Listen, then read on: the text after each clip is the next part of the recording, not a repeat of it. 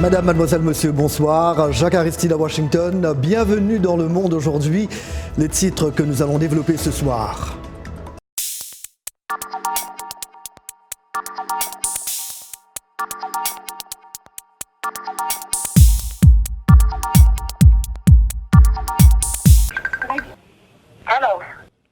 Hello, mama. Enfermé dans un centre de détention en Libye, cela faisait 2 ans que Mohamed Daoud n'avait pas parlé à sa mère. Réfugié des régions soudanaises du Darfour qu'il avait quitté, il s'était rendu en Libye dans l'espoir de traverser la Méditerranée vers l'Europe, mais ne s'en est jamais sorti. Mohamed était étudiant lorsqu'il a fui le conflit au Darfour dans l'ouest du Soudan. Sa famille a rassemblé un peu d'argent pour lui permettre de rendre en Égypte et ensuite en Libye. J'ai essayé de collecter l'argent pour aller en Libye parce que la Libye à cette époque était bonne. Ouais, chaque jour, j'attendais des gens traverser par cette voie. Les personnes qui entrent ou tentent de quitter la Libye sans papier valide risquent souvent d'être arrêtées et détenues. Mohamed espérait traverser la Méditerranée en bateau, mais a été arrêté lors de son voyage alors qu'il se trouvait à Tripoli, la capitale libyenne, où il a très souvent été traité d'esclave. Quand on m'appelle esclave, ça fait plus mal qu'un coup de poing. Bien sûr qu'il faut le savoir. Quand quelqu'un te dit « tu es un esclave », essaie de me tuer, mais ne m'appelle pas esclave, parce que je me connais. Je sais qui je suis. Selon le HCR, environ 2500 réfugiés demandeurs d'asile sont détenus dans des centres de détention en Libye. Beaucoup dans les centres de détention se plaignent de harcèlement et d'abus. Ils nous ont battus, les gens disent que vous êtes des esclaves, ils battent les gens, les punissent, il n'y a pas de nourriture.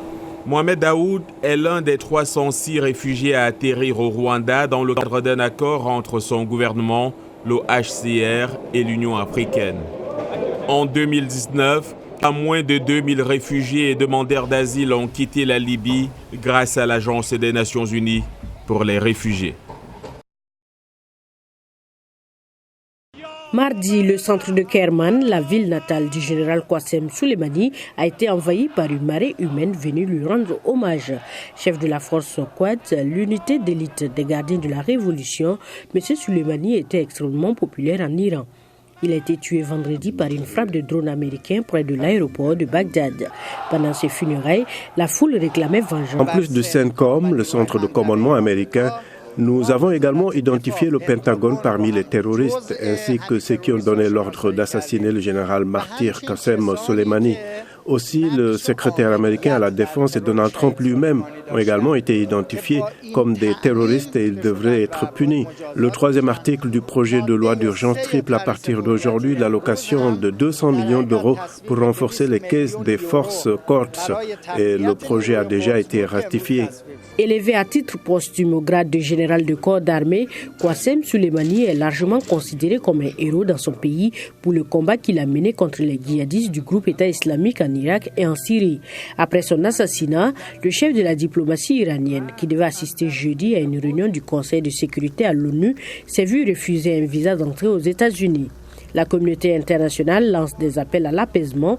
Les ministres français, allemands, italiens, britanniques des Affaires étrangères se sont réunis ce mardi à Bruxelles pour discuter de la montée de tensions entre Washington et Téhéran.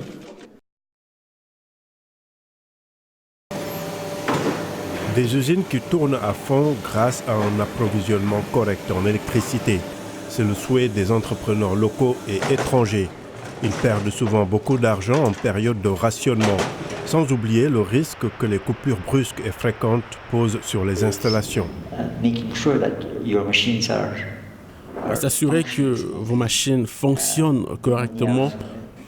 Mais lorsque vous avez des fluctuations de tension électrique ou des coupures de courant, et ainsi de suite, lorsque vous passez des lignes principales à un générateur diesel, il y a quelques secondes de fluctuations qui peuvent gâter les machines électriques, les pièces de réchange et tout ça.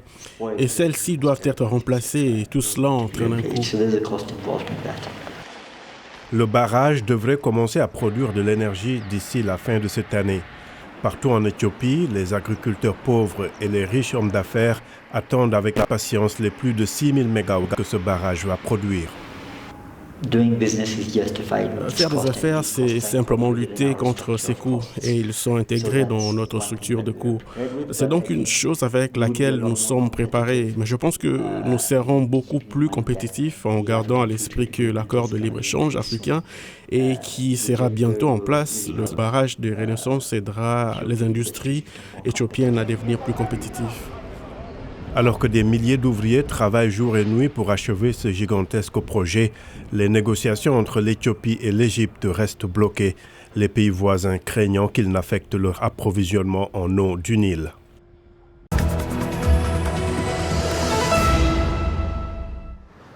Il est l'heure maintenant de vous proposer la rubrique hebdomadaire de l'économie, comme chaque mardi. Et ce soir, nous retrouvons Eric Manirakiza. Bonsoir Eric. Bonsoir Jacques. Comment allez-vous? Ça va très bien. Un plaisir de vous retrouver à chaque fois sur le plateau. Oui. Le Kenya connaît un problème sérieux de pollution plastique et les écologistes appellent les autorités à agir vite. Un problème désigné ennemi public numéro 1, Jacques. Le Kenya ne recycle que 30% de ses bouteilles à usage unique, alors que l'usine de recyclage est à l'arrêt. Les autres bouteilles sont abandonnées dans l'eau ou dans les décharges. Et puis encore, c'est du plastique très contaminé que les recycleurs ne peuvent tout simplement pas utiliser. Il s'agit surtout des bouteilles à usage unique. Les principaux producteurs de plastique ont créé une entreprise conjointe pour s'autoréguler, mais certains estiment que chaque fabricant devrait recycler son propre produit suivant. Ce que ces entreprises doivent faire, c'est d'investir dans la recherche et le développement en vue de créer des alternatives aux matières plastiques. Par exemple, nous utilisions auparavant des bouteilles en verre ici au Kenya.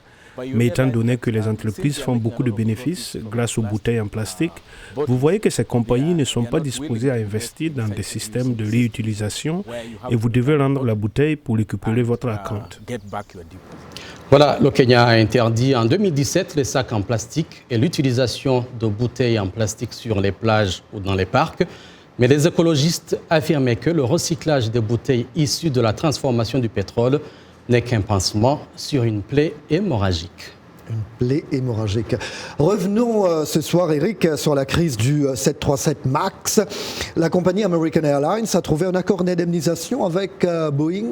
Tout à fait, Jacques. Il s'agit d'un montant d'indemnisation que doit lui verser l'avionneur afin de compenser le manque à gagner subi du fait de l'immobilisation du 737 MAX depuis mars 2019. American Airlines n'a pas cependant précisé le montant ou la nature des indemnisations obtenues de Boeing.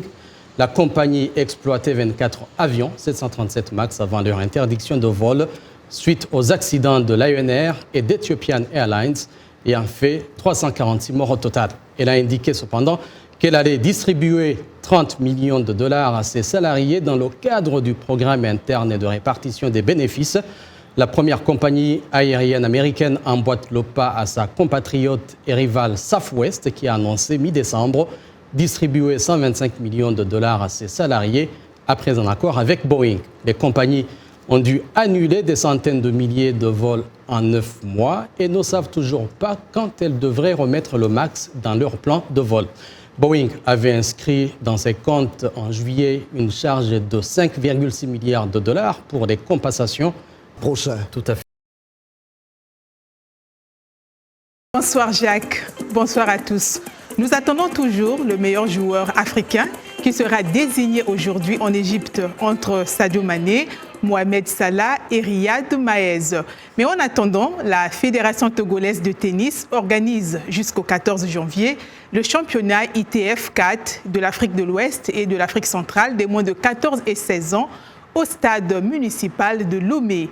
Cette compétition aussi bien les hommes que les dames. La 31e édition du Marathon international de Marrakech au Maroc se tiendra le 26 janvier prochain, donc ça sera au Royaume du Maroc. Plus de 13 000 athlètes professionnels et amateurs d'environ 75 pays y sont attendus. D'après le directeur du marathon, Mohamed Nidri, un changement a été opéré cette année 2020 au niveau du circuit pour le rendre plus rapide et aussi adapté aux performances. Le marathon international de Marrakech, devenu une école de promotion et de lancement des athlètes marocains. À la suite de la 3e étape Dakar 2020, disputée ce mardi en Arabie Saoudite, le vétéran espagnol Carlos Sainz se retrouve en tête du classement général dans la catégorie auto, juste devant le tenant du titre, Nasser Al-Attiyah. Sainz, qui est âgé de 57 ans, a bouclé sans encombre les 489 km de course, dont 404 de spécial, autour de Neom, dans le nord-ouest de l'Arabie Saoudite. Il signe ainsi la 33e victoire de sa carrière sur le célèbre rallye. Dans la catégorie moto, c'est l'Américain Ricky Brabec qui prend la tête du classement général. Tenant du titre, l'Australien Toby Price a été repoussé à la 6e place au général. Demain mercredi, le Dakar quitte Neom, dans le nord-ouest du pays, pour rejoindre le site antique de l'Arabie d'Al-Oula, toujours en Arabie Saoudite. Terminons avec les résultats du NBA, le championnat nord-américain de basketball. Après les matchs disputés hier, Dallas a battu Chicago 118-110, San Antonio Milwaukee 126-104, Atlanta Denver 115-123, Sacramento Golden State 111-98, la Nouvelle-Orléans Utah 126-128, Charlotte Indiana 104-115, Orlando Brooklyn 101-89, Philadelphie Oklahoma City 120-113 et enfin Washington Boston 99-94. Selon les classements, à l'Est, Milwaukee prend la tête, suivi de Boston, Miami, Toronto et Philadelphie. À l'Ouest, les Lakers de Los Angeles sont premiers. Ils sont suivis de Denver, Houston, les Clippers de Los Angeles, Utah et Dallas. C'est tout pour aujourd'hui, Jacques. Point final à ce journal. Merci d'avoir été des nôtres ce soir. Rendez-vous demain, même heure, même endroit. Toute l'équipe se joint à moi pour vous souhaiter une très belle soirée. Merci, à demain.